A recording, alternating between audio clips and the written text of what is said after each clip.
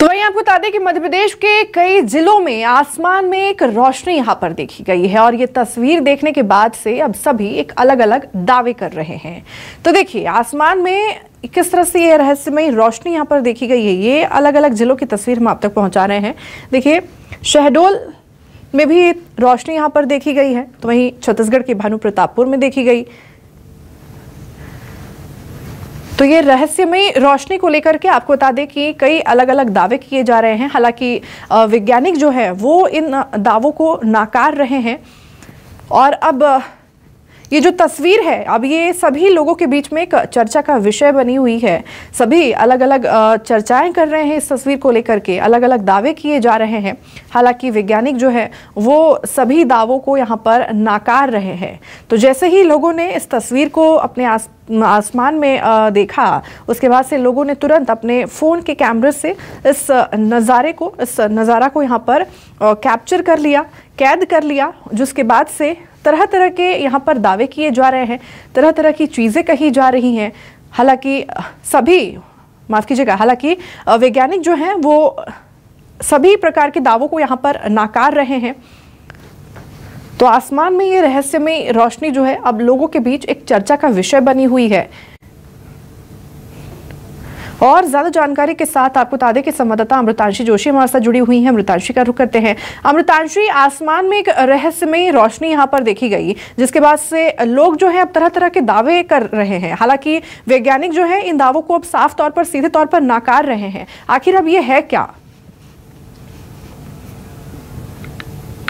देखिए, इसी की सच्चाई जानने के लिए हम पहुंचे हैं, क्योंकि जिस तरीके की खगोलीय घटना कल देर रात देखने को मिली मध्य प्रदेश समेत छत्तीसगढ़ के कई इलाकों में, शहडोल भोपाल की बात करें, मनेन्द्रगढ़ आपने बताया कि छत्तीसगढ़ में भी देखने को मिली है। और आखिर ये क्या चीज थी? क्योंकि कई बार हम देखते हैं कि उल्का पिंड आसमान में नजर आते हैं, लेकिन क्या कुछ ऐसी घटनाएं रहती हैं? हमारे साथ यहाँ पर साइंटिस्ट और रीजनल साइंस सेंटर भोपाल के हेड साकेत कौरव जी मौजूद हैं। इनसे बातचीत करेंगे और जानेंगे आखिर सच्चाई क्या है। सर, आमतौर पर लोग ऐसी चीजों से जो है काफी ज्यादा अचंभित हो जाते हैं, यूएफओ मानने लगते हैं, उल्का पिंड, मीटरॉइड्स मानने लगते हैं। आखिर ये चीज क्या थी कल जो आसमान में देर रात देखी गई?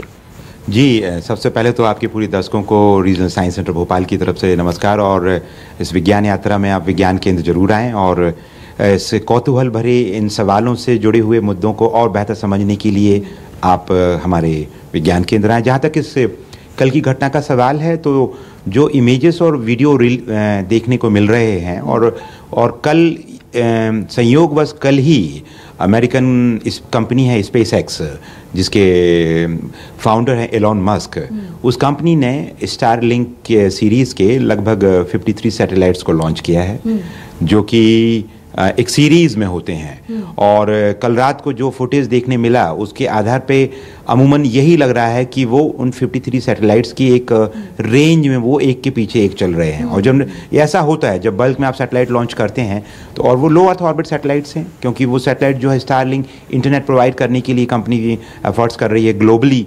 तो इसमें ये बात को ज़्यादा सपोर्ट मिलता है, वेटेज मिलता है कि ये स्टारलिंक के वही 53 सैटेलाइट्स हो सकते हैं, ना कि उल्कापिंड, ना कि मीटरॉइड। क्योंकि उल्कापिंड या मीटरॉइड जो है, जो कॉमेट से एस्ट्रॉइड के टुकड़े हमारी पृथ्वी के वायुमंडल में जब आ जाते हैं, तो वो घर्षण के कारण, फ्रिक्शन जो होता है एटमॉस्फेयर में, वो जलने शुरू हो जाते हैं।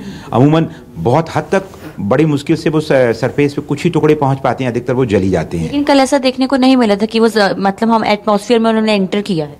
जी देखिए, अगर आप उस फुटेज को दोबारा आपके टेलीविजन पे दिखा रहे होंगे दर्शकों के लिए, तो आप देखेंगे कि उसमें कहीं पर भी आग जैसी लगी हुई फील नहीं हो रही है, और सब एक ही ट्रैक में, एक ही लाइन में चल रहे हैं। ना वो दूर जा रहे हैं, ना पास आ रहे हैं, उनका जो डिस्टेंस है वो वेरिएबल नहीं हो रहा। तो फिजिक्स की अंडरस्टैंडिंग लाइट के बारे में अगर हम देखें, तो वो चमकते हुए सनलाइट का रिफ्लेक्शन ही हमें दिख रहा है, और वो एक सीरीज ऑफ लाइन में एक कंप्लीट बैंड पूरा एक साथ खिसक रहा है। तो ये तभी संभव हो सकता है कि अगर इस तरीके की सैटेलाइट एक के पीछे एक श्रृंखला में लो अर्थ ऑर्बिट में है, इसलिए लोगों को, और शाम का वक्त था, 7:30, 7-8 बजे का वक्त था, तो सनसेट होने के बाद सनलाइट उन पे प्रॉपर पड़ रही होगी। वो संयोग ऐसा है कि हमारे यहाँ अंधेरा होने लगा भारत में, जहाँ से लोगों ने देखा है, आप बता रहे हैं, उन सब जगह पे हमारी रात शुरू हो चुकी थी, तो सूर्य का प्रकाश टकरा के हमारे पास पहुँच रहा था।